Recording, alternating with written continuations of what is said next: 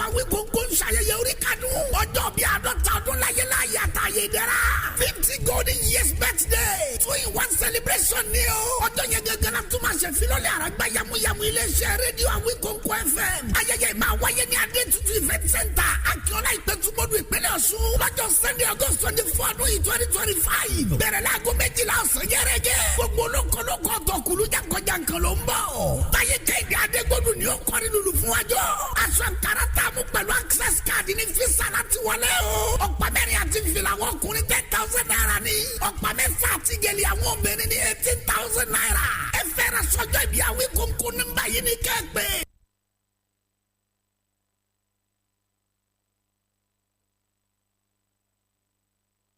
adéoyè abẹ́fẹ́ owó làbí àkàndá ọ̀rọ̀ Awíkonko ló pé gbogbo àwọn olórí rẹ̀ ẹ̀jájọ́ pàdé níbẹ̀. a máa retí yín o. ǹjẹ́ ẹ̀ka mo ti di ọmọ adó fọ́ sílé òtítà lè mọ wọ̀lú ọmọ arẹ́rù mọ́sọ̀ ọmọ arẹ́rù mọ́sọ̀ ọmọ arẹ́rù mọ́sọ̀ ayére ni mi ọmọ yẹkoyẹko ọ̀gẹ̀dẹ̀ ni mi ọmọ yẹdòyẹdò màmá pé mo tún ti dé ajípariwo bí ẹyẹ oko màá sì fi ọ̀rọ̀ ìjìnlẹ̀ gbáyìí mọ́kànlẹ̀kùn wọ́n wọlé àròyé wá ìpínrin ni mi ọba gbogbo aṣọ òkín ni mi ọlọ́jà bàgẹ̀bàgẹ̀ borí bá kún ẹ̀wà lábẹ́ lọ odò lókun ẹ̀ránṣẹ́ pò mú wẹ̀ ẹjọ́ ẹwẹ́ àtàròyé tọmọgbọ́n wálẹ̀ ń fẹ́ ẹjá rántí àkàndá ẹyẹ olóògbòrò olóhùn tó dùn ìran bákà ló lè mẹsẹ̀ àròyé àwọn àwòkó lọ̀gá bọ́jẹ́ ti káfóni dára àwọn odídẹrẹ́ wọn lò fófó mo kí gbogbo ọmọ Yorùbá jákèjádò àgbáyé ẹ ní rí bí ẹ ní rí dààmú ẹ ní rí ń gbé sọnù bí ó ṣe bí ọmọ ọ̀rọ̀ lẹ káàárọ̀ oòjíire tiwa tọ́pẹ́ ó jọpẹ́ lọ tèmi tọ́pẹ́ ó jọpẹ́ lọ o tèmi tọ́pẹ́ ó mà jọpẹ́ lọ tiwa tọ́pẹ́ láìsí ìrẹ́pọ̀ àti ìfọwọ́sowọ́pọ̀ kò lè sí dàgbàsókè kò lè sí tẹ̀síwájú kò lè sí àlàáfíà kò lè sí ìgbáyé gbádùn nídìí èyí àwọn olórí wa ní ìwọ̀ oòrùn orílẹ̀-èdè yìí wọ́n ní ìfọwọ́sowọ́pọ̀ ló lè mú adélẹ̀ ìlérí látàrí èyí wọ́n gbé ọ̀pọ̀lọpọ̀ nǹkan kalẹ̀ láti so gbogbo ẹ̀yà tó wà ní gúúsù orílẹ̀-èdè yìí papọ̀ bẹ́ẹ̀ bá wò dáadáa ohun kan la gbé ń ké lọ́rọ̀ wọn lókè ọya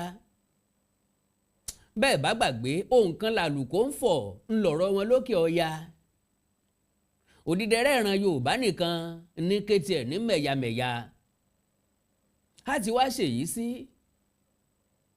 bí ò sí tàgírí awo ò bá àrọ́kọ àdékò lélẹ̀ tó túmọ̀ sí pé bàbá gbìyànjú láti finú konú fikùn lukùn àní lè gbẹ́rù débì kan gómìnà ìpínlẹ̀ Imo ààrẹ aṣíwájú Bọ́lá Ahmed Tinubu náà ni wọ́n wá ṣe ìfilọ́lẹ̀ Southern Nigeria Traditional Council lélẹ̀ tí wọ́n fi Ọọ̀ni tí Ilé-Ifẹ̀ ṣe permanent chairman wọ́n ti launch ẹ̀ ní July 30th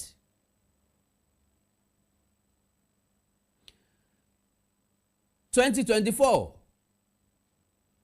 tí n bá gbàgbé bẹ́ẹ̀ ni July 30th 2024 bàbá wa Ọọ̀ni tí Ilé-Ifẹ̀ mbẹ́mbẹ́ bẹ́ẹ̀ ni wọ́n ti fìpìlẹ̀ rẹ̀ kalẹ̀ ìbéèrè tí mo fẹ́ sáré béèrè ni pé ọba mélòó lẹ̀ Yorùbá ló kópa ń bẹ̀ mo ti ẹ̀ gbọ́ páwọn ọba ìpínlẹ̀ Ògùn wọn ò kópa gómìnà Dàpọ̀ Abíọ́dún bẹ́ńbẹ́ now ìyẹn ló wá mú mi rántí pé ní South West ńlẹ̀ káàárọ̀ òjíire ọ̀pọ̀lọpọ̀ gbésẹ̀ ńlá àwọn èèyàn ń gbé lábẹ́lẹ̀ láti mú ẹnu àwọn ọba aládé wa kò. ẹ̀rù tí ń bà wá Ọ̀yọ́ nìkan náà ní bẹ̀rù wa. Ọ̀yọ́ nìkan náà ní gbà fọmọ ẹgbẹ́. Ọ̀yọ́ nìkan ló fẹ́ wà níwájú ńgbà tó yẹ kí wọ́n wà lẹ́yìn. Ọ̀yọ́ nìkan ni ọ̀mọ̀nà tí mo ń dá pàdé ń pàdé. Wọn ọ̀mọ̀nà o ṣùgbọ́n wọ́n fẹ́ léwájú. Bọ́n bá déwájú tán wọn ò kó lu ààrẹ sínà. Lọ́jọ́ tí wọ́n ṣe inauguration invitation wọn lélẹ́yìí Southern Nigeria Traditional Ruler Council. When kings unite, great things happen. The inauguration of the Southern Nigerian Traditional Rulers Council. The Southern Nigerian Traditional Rulers Council (SNTRC) is set to formally inaugurated with the coming together of esteemed traditional rulers, traditional leaders to strengthen cultural bonds and foster collaboration.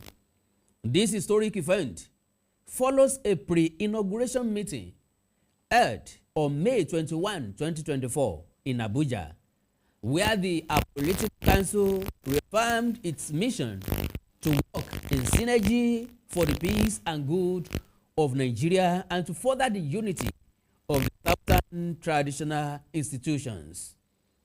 Southern Nigerian Traditional Ruler Council (SNTRC) Caretaker Committee Chairman the Ooni of Ife, Co-Chairman Jaja of Okpobo, Co-Chairman Obi of Obinugwu, General Secretary the then of Agbo, Assistant Secretary Olofin of Isheri, Publicity Secretary Eze Arole, Financial Secretary Alara of Ilara, Treasurer Amanyanabo of Abonema, Welfare Secretary Elegushi of Ikate, Legal Advisor Dr. Onyeji Ikpeasu San.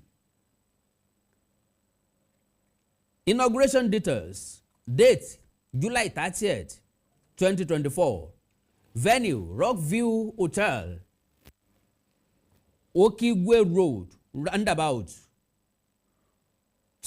Owerri. Time 10 a.m. Host His Excellency Senator Hope Uzodinma, Governor of Imo State. Signed His Royal Majesty Dr. Benjamin Ikenchukwu, Dean of Agbo, Secretary Southern Nigeria Traditional Ruler Council. Southern Nigeria Traditional Rulers Council, togetherness, strength and progress. Wow, ẹ rí i pé nínú ìrẹ́pọ̀ kò sí nǹkan tí ẹ̀dá ò lè achieve. Nínú ìyapa kò sí nǹkan kan tá a lè ṣe láṣeyọrí. Báwọn olórí wa, àwọn ọba aládé wa tí wọ́n bá wà nírẹ́pọ̀ pẹ̀lú bí irú èyí, ìfẹ́ àtìrẹ́pọ̀ yóò tàn káàkiri ní south west o, ní south east o, ní south south o. A ríra wa gẹ́gẹ́ bí ọmọ ìyá kan ṣoṣo, ẹ̀yà ọ̀tọ̀ọ̀tọ̀ ni wá lóòótọ́, ṣùgbọ́n kò sí nǹkan tó ní ká má jọ ṣàṣepọ̀. So with that, èmi nígbàgbọ́ wípé nǹkan rere ó lè ti Násárẹ́tì wá.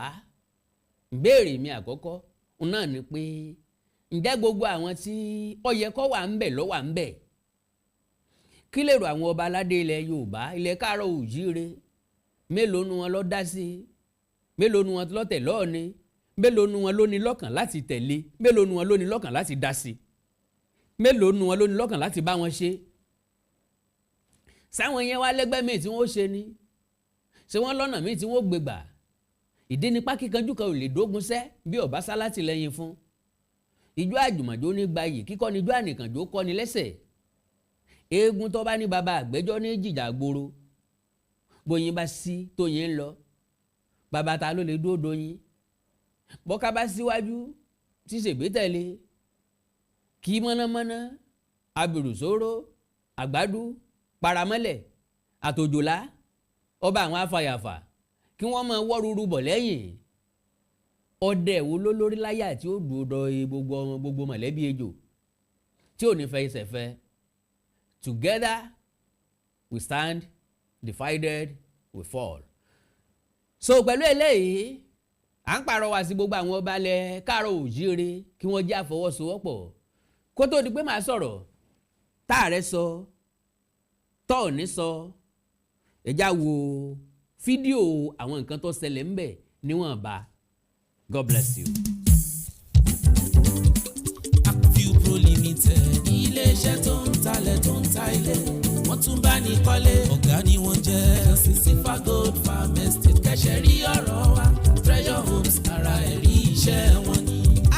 Pro Limited ọ̀gá àgbà nínú àwọn tí ń talẹ̀ tí tó ń bá ní kọ́lé àgbà ọ̀jẹ̀ ní ilé-iṣẹ́ tó ṣe é fọkàn tán gbára gbọ́kànlé fún ilẹ̀ ilé gbígbé ilé-iṣẹ́ tàbí ilẹ̀ oko àwọn ló ní Treasure Homes tó wà ní Lasamaja 3 bedroom apartment tó dúró rekete tí wọ́n gbé kalẹ̀ ní 75 million naira wọ́n ní 2 bedroom apartment lábúlé Ẹ̀gbá 50 million naira wọ́n gbé kalẹ̀ bákan náà ni wọ́n ní 3 bedroom bungalow ní Treasure Island tí ń bẹ ní Mòwe Ọ̀fadà 17.5 million naira ní bóyá tó lóun ọ̀gbìn àbí tó ní nǹkan ọ̀sìn àǹfààní ńlá láti sílẹ̀ ní Silver Gold Farm Estate tó jẹ́ ti Agview Pro Limited plot ilẹ̀ mẹ́ta lẹ ti máa bẹ̀rẹ̀ 1.5 million naira ní tẹ́ bá fẹ́ sanwó ẹ̀ lójú ẹsẹ̀ Mr. Olúṣọlá ẹnu oníkan láti gbọ́ pọ̀n ẹnu ọlọ́fà láti gbọ́ mọ́ta ọ̀rọ̀ ọlọ́rọ̀ kì í dùn lẹ́nu tèmi ẹ ṣàlàyé Silver Gold Farm Estate ká mojú ẹ̀. Good day, investor. Can you still believe that with 500,000 naira you can hold a plot of land to yourself? Yes, that is what Agview Pro stands for. Through Silver Gold Farm Estate at Ikanabalogun by Obofomi Owode local government. And our farmland is strategically located. As you can see, this is the water, and this water is through our farm estate. Let me take you through to come and see how people are growing their farms here at our farm estate. You can see some are just taking possession and they are burning their land now to ready for crops. And while some have taken possession already, you can see the name, some have cleared. And if you can see some that I want to grow the maize, their maize is coming out now. And as we move forward, you see those who are doing the plantation farming and their plants are already growing in less than 2 months. ọ̀rọ̀ lẹ́tí gbọ́n àsùngbàgbé òní kan mi ó yá ní mọ̀nà wá ẹ máa pe Agview Pro Limited sórí +234 803 940 6444 àti +234 802 626 9326 Agview Pro Limited òótọ́ inú ló sọ wọ́n dọ̀gá professional touch ń ló gbé iṣẹ́ wọn lárugẹ.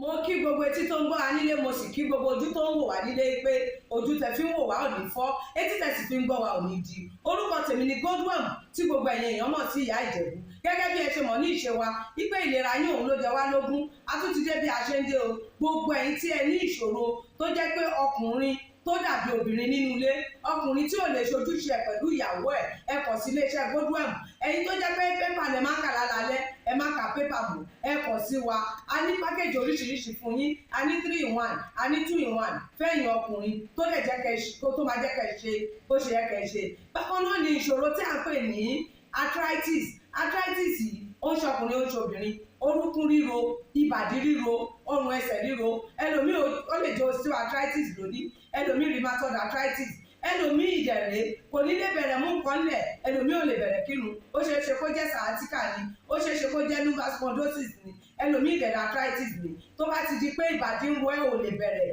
ẹlòmíì orúnkún ríro ẹlòmíì ẹsẹ̀ á máa gbóná ẹlòmíì àpapọ̀ rẹ̀ á máa gbóná ẹlòmíì ẹsẹ̀ á máa gbọ̀n ẹlòmíì ara á máa tá orí á máa tá àpapọ̀ ara á máa tá ẹ kàn sí iléeṣẹ́ Godwin ìyá Ìjẹ̀bú ẹlòmíì ò lè fojú ọwọ́ ẹ̀ báyìí gbogbo ọwọ́ á máa ró gbogbo ẹ̀yin tẹ́ tí ń lò náà ẹ máa jẹ́rìí sí ẹ kàn sí iléeṣẹ́ Godwin ìyá Ìjẹ̀bú bákan náà ni àwọn èèyàn tó ń tọ̀ ìtọ̀ àtọ̀jù yìí ó ṣeé ṣe kó jẹ́ pé prostate enlargement ni fún ẹ̀yin ọkùnrin tẹ́ ti lé lọ́mọ 40 ọdún tẹ́ bá ní prostate enlargement ẹ lè máa tọ̀ léraléra ẹlòmíì ò ní rí tọ̀tọ̀ rárá ẹlòmíì ìdẹ̀rẹ̀ tó bá fẹ́ tọ̀ á máa ní ìrora ẹlòmíì ìdẹ̀rẹ̀ kó tó débi tó máa tọ̀ sí ìtọ̀ yìí ti máa jábọ́ ṣùgbọ́n obìnrin ní a máa tọ̀ léraléra kó tó débi tó máa tọ̀ sí ìtọ̀ yìí á ti máa jábọ́ ó ṣe é ṣe kó jẹ́ weakness of bladder làwọn ní àbí kó jẹ́ infection àbí kó jẹ́ diabetes insipidus tí a mọ̀ sí àtọ̀gbẹ ìyẹn náà lè fà á ká máa tọ̀ púpọ̀ jù ẹ kàn sí iléeṣẹ́ gómìnà Ìyájẹ̀bú èyíkéyìí tó lè fà á kẹ́ ẹ máa tọ̀ púpọ̀ jù ara iṣẹ́ wa ni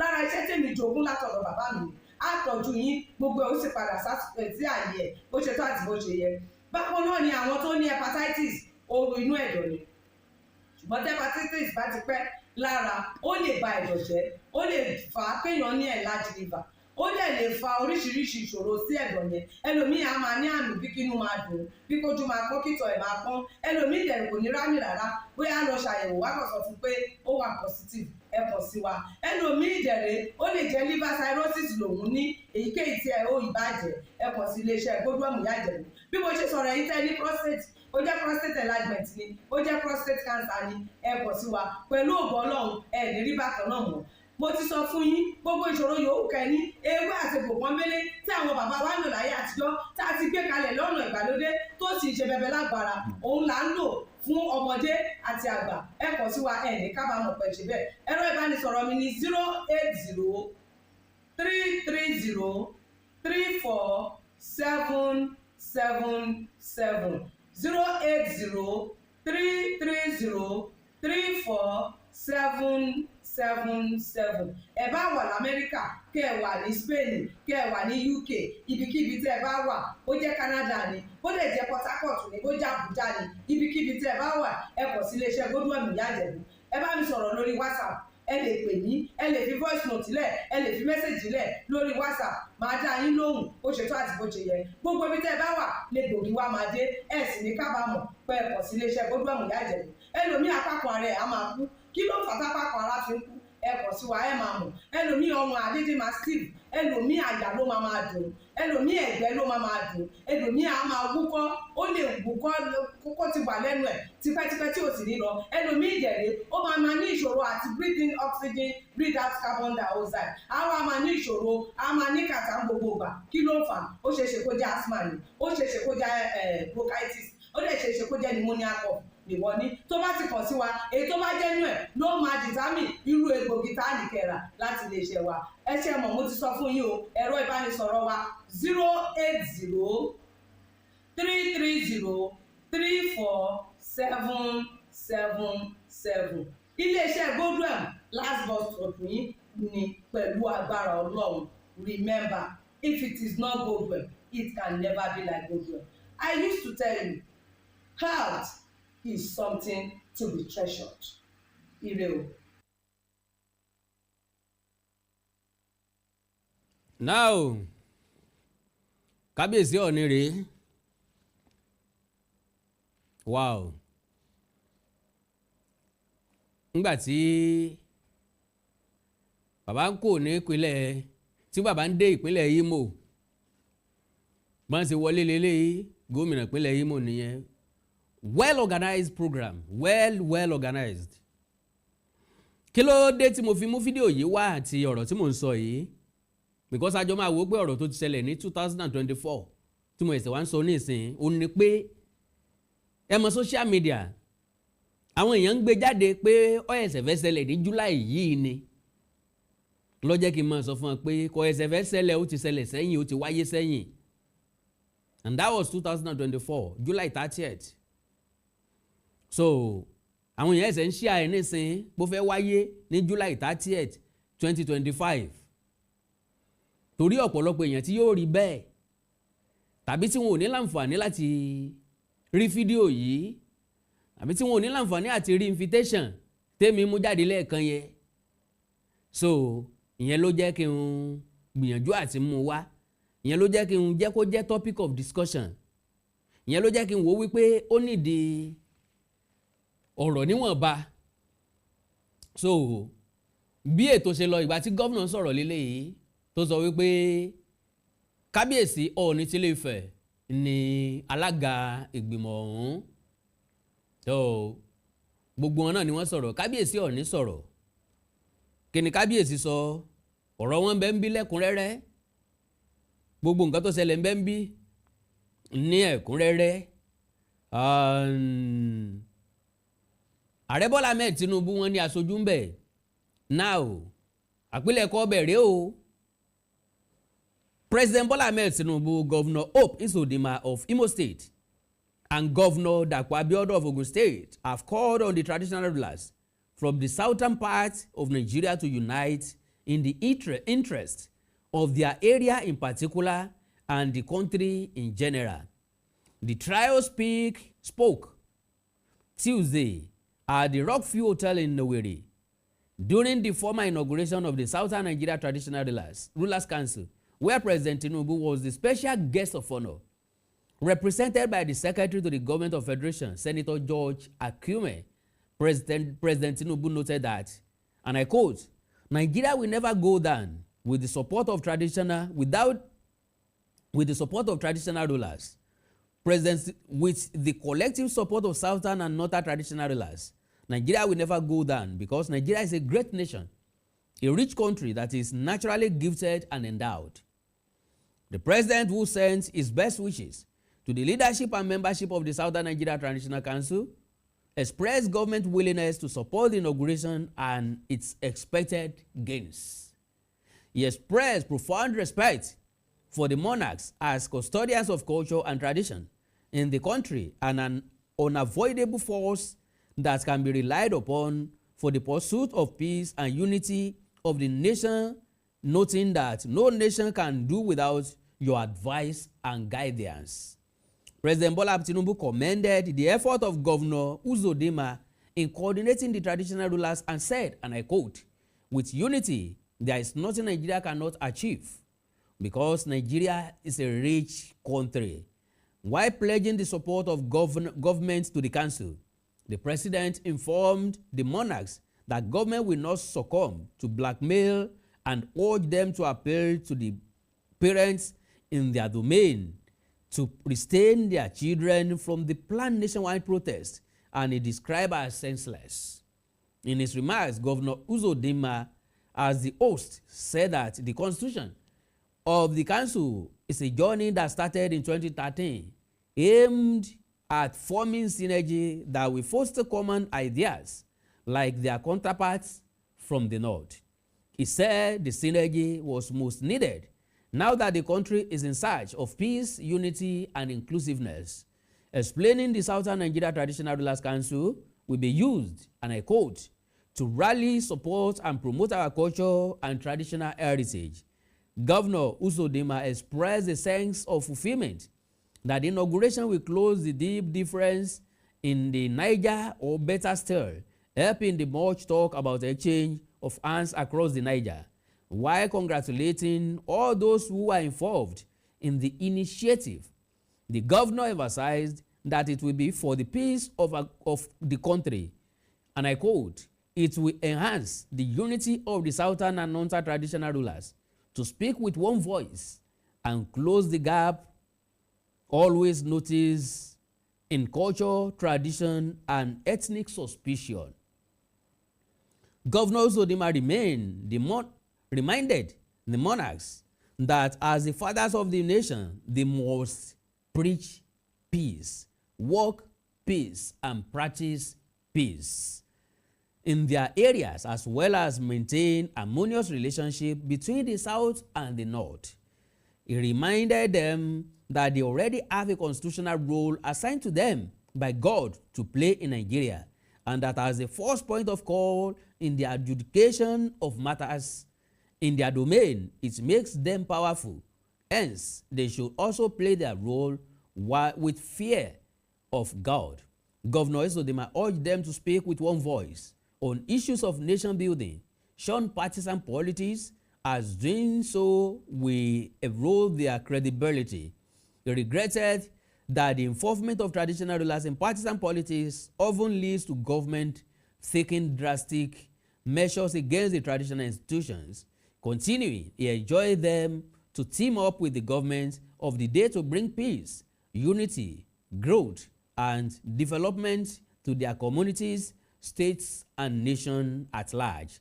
Governor Uzodinma went further to advise the traditional rulers to take their succession plan seriously, as doing so will make succession in their community crisis free. Also, he advised those of them who have refused to live in their domain to have a change of heart, as their actions and inactions are capable of exacerbating crime and criminality in the communities. He said, and I quote, "When you live in your community, your presence will stem off banditry, kidnapping, and other vices." On the effort of the president to caution the effort of hardship through the return of financial autonomy in the local government areas, the governor said the effort will bring governance to the grassroots and insisted that the reforms by Mr. President are for economic recovery. He pleaded with the monarchs and their subjects to be a little more patient, as the pains they are going through will be overcome. And I quote, "Tinubu will take us to the destination." In his address, the chairman, Southern Governors Forum and Governor of Ogun State, Prince Dapo Abiodun, appreciated the Governor of Imo State, Governor, for successfully coordinating and hosting the event aimed at the unification of the Southern traditional rulers, as well as the unification of the culture and traditional heritage of the South. And I quote, "It is going to be strengthening the bond between traditional rulers and the government," Abiodun said, and commended the initiative and its thoughtfulness.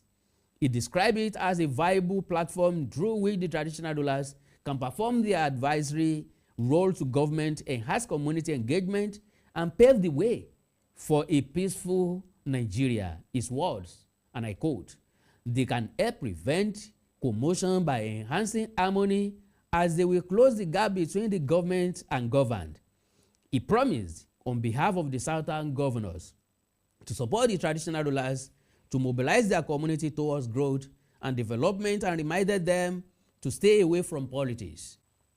In his welcome remarks, the chairman, Southern Nigeria Traditional Rulers Council, who is also the Ooni of Ife, His Imperial Majesty Adeyeye Enitan Ogunwusi, said that the dream and vision of Governor Uzodinma has been achieved, and thanked the Imo State Governor on behalf of the Southern Nigeria Traditional Rulers for the inauguration. He said the mission statement of the body is, and I quote, "To work in synergy for peace of Nigeria and the furtherance of the unity of the Southern traditional institutions," while the aim of the body is the creation of Southern Traditional Rulers Council to work for better understanding and respect for our diverse culture in Southern Nigeria. The Ooni said in all, both the motto, togetherness, strength, and progress, mission statement, and the aim are embedded in unity to achieve a better country, to work together as a country and make Nigeria better and prosperous, because traditional rulers are closer to the people and should take responsibilities in what is happening around them and not necessarily political leaders. The high point of the event was the inauguration of the technical committee, members of the body by Akumen, Uzodinma, and Abiodun. The occasion was graced by the governor of Yobe State, Alade Maimala Boni, senators, federal house members, speaker, and members of the Imo State House of Assembly. Members of Imo State's expanded executive council contains of industries, traditional rulers, and other distinguished men and women from the 17 states of Southern Nigeria. Ní kúkúrú èdè, àgbékalẹ̀ ìgbìmọ̀ fún gbogbo àwọn ọba aládé àtàwọn olórí ìlú káàkiri gbogbo ìwọ̀ oòrùn orílẹ̀-èdè Nàìjíríà, níbi tó jẹ́ wípé ẹkùn ìwọ̀ oòrùn gúúsù, ẹkùn gúúsù, ẹkùn ìlà oòrùn gúúsù lórílẹ̀-èdè yìí náà ni wọ́n kóra wọn papọ̀.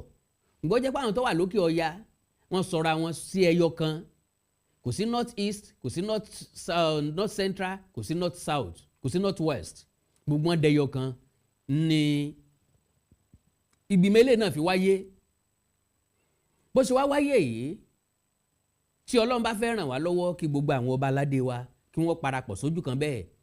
Bó tiẹ̀ jẹ́ pé nílẹ̀ Yorùbá ọ̀pọ̀lọpọ̀ eré là ń sá kí gbogbo àwọn ọba aládé wa kí wọ́n lè wà lójú kan. Bá a bá ti rí eléyìí ò ṣe àti rí ògo ilẹ̀ káàárọ̀ òjìrè gbà padà. Àkàndá ọ̀rọ̀ Awíkonko, Àjàó ọ̀rọ̀ Awíkonko aṣọ lójú ọlọ́rọ̀. Tó bá tọ́ ká jẹ́ kó máa tọ́ sí i.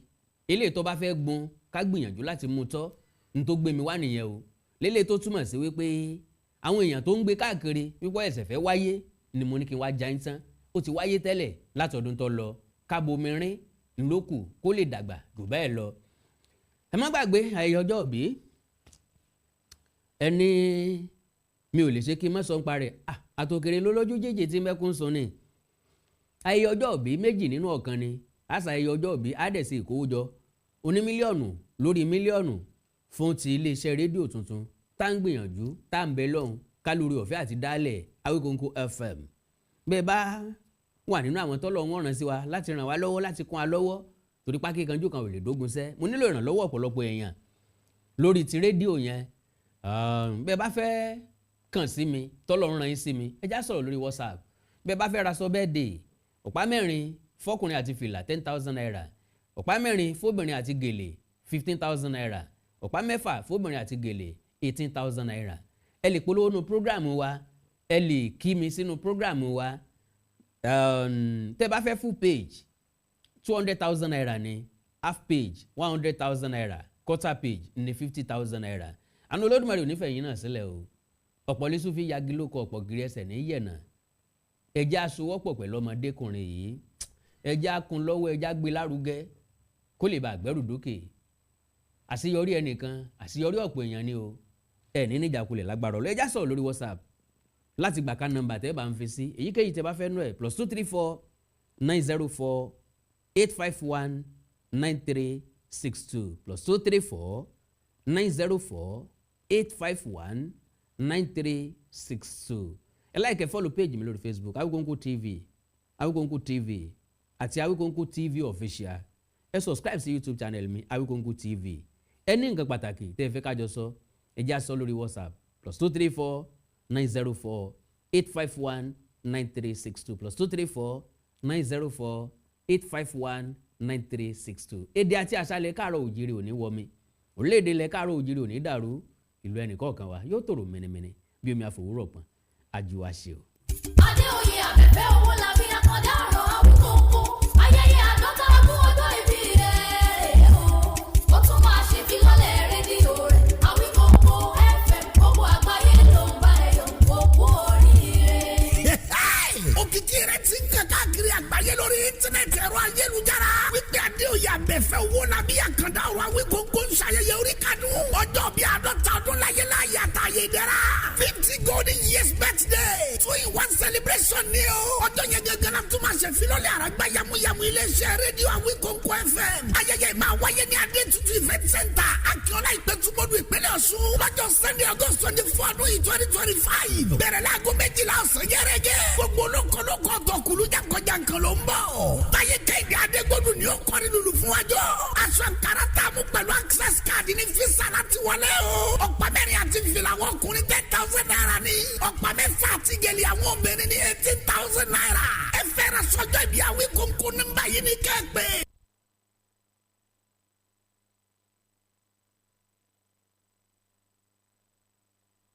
Adéoyè Abẹ́fẹ́ owó làbí àkàndá ọ̀rọ̀ Awíkonko ló pé gbogbo àwọn olóríire ẹja jọ pàdé níbẹ̀. A máa retí yín o. Ẹ̀wà arúgbó tí wọ́n fi ránṣẹ́ yìí ta lójú ń pọ́n. Ìlú Ìlọ́rọ̀ mo fẹ́ kó jẹun túwẹ́túwẹ́.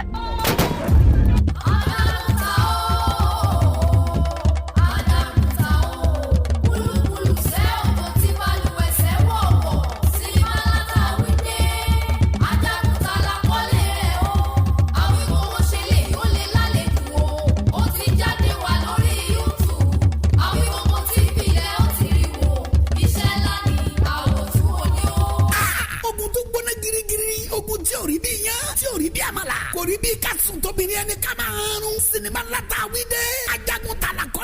ogun gbẹ̀gbọ́n bàtàjà kun òní kalẹ̀. wọ́n ṣe rúkú wọlé náà rúkú jáde sí ọwọ́ ẹ̀bọ̀ra burúkú ni o. ọjọ́ ìjà wọn ránṣẹ́ pasabari. ọjọ́ ogun de wọn ránṣẹ́ pológun tógun lajagun ta ń bọ̀. ó gbọ̀tún yọ gbòsì yọ gbàgbede méjì yọ gbogbo. apalo gángan lajagun ta tí wọ́n wá o. kò fi bẹ́jà kò fàdájà kò fọkọjà. àtẹ́lẹwọ́ ló fi ń jagun ṣẹ́gun. iná bara wuta òjò palami ọkà yọ làálà. ibi tó ti ríru agbára yìí kò sẹ́ni tó yẹ. sinimá ti tún ajagun ta. it's a blockbuster written and produced by Adéoyè Abẹ́fẹ́ Awíkóńkó. directed by Ṣeun Akínsànyà correct man. packaged by Mary Akíọ́lá. starring Sanusi Isiakapa. Kabiru Adéyínká Arínájà. Ralph Níyì. Délé Fágbóyọ̀. Adéwálé Alébíoṣù. Ọláìdé Àjàní Àtòríbẹ̀wù. Tamatiye. Eléjìgbò. Abẹ́ni Ẹ̀rọ. Adéoyè Abẹ́fẹ́ Awíkóńkó fúnra ẹ̀. Mary Akíọ́lá àti bẹ́ẹ̀ bẹ́ẹ̀ lọ. nínú sinimá náà ìta àgbàkọ́lé ẹ̀ ní ajagun ta. subtitled in English. tragic comedy ni. bó ṣe gbóná girigiri tó gbé ọkàn sókè róró bẹ́ẹ̀ ló ń panilẹ́rìn àríntàkìtì. sinimá titun ajagun ta. now showing on YouTube. ẹ click sórí Awíkóńkó TV kẹrìnrán wò. ajagun ta ni o. àwòtúnlò ní ẹgbàá bẹ́ẹ̀.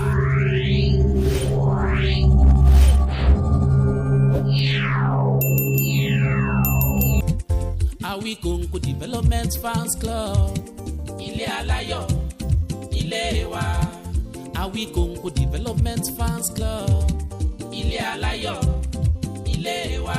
ẹgbẹ́ tó dúró fún ìdàgbàsókè àti tẹ̀síwájú èdè àṣà àtún àjogúnbá ilẹ̀ Yorùbá. ẹgbẹ́ tó fẹ́ ìrẹ́pọ̀ gbogbo ọmọ Yorùbá tó tún gbé àṣà àti ṣe Yorùbá lárugẹ. Awíkóńkó Development Fans Club ilé aláyọ̀ ilé wa.